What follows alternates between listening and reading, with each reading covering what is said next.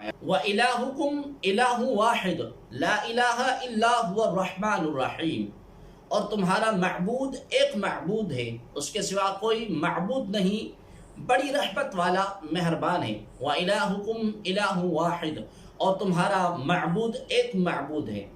کفار نے حضرت اقدس صلی اللہ علیہ وآلہ وسلم سے اللہ تبارک و تعالیٰ کی شان و صفت معلوم کی، تو یہ آیت مبارکہ نازل ہوئی کہ تمہارا معبود ایک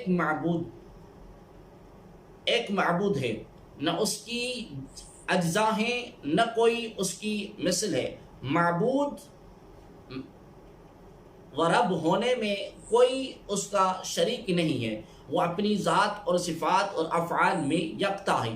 مخلوق کو تنہا اسی نے بنایا، وہ اپنی ذات میں اکیلا ہے۔ حضرت اسماء بنت یزید رضی اللہ تعالی عنہ سے روایت ہے کہ نبی اکرم نور مجسم صلی اللہ علیہ وآلہ وسلم نے ارشاد فرمایا، اللہ تبارک و تعالی کا اسم اعظم ان دو آیتوں میں ایک آیت ہے، وَإِلَٰهُكُمْ إِلَٰهٌ وَاحِدٌ لَا إِلَٰهَ إِلَّا هُوَ الرَّحْمَٰنُ الرَّحِيمُ۔